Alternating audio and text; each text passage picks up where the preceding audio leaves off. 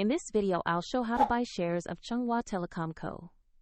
Limited, a leading Taiwanese telecommunications provider listed on NASDAQ under the ticker CHT.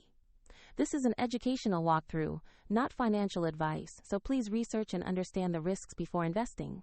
To buy shares, you need a brokerage account, and we'll use eToro as the example platform to demonstrate the steps.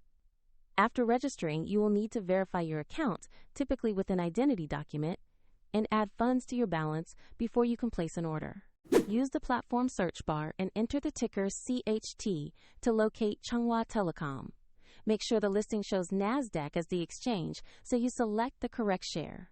On the asset page, review the company overview and the price chart for Chunghwa Telecom to confirm company details. Double-check the exchange and ticker to ensure you are on the right stock page. To place an order, click Invest or Buy.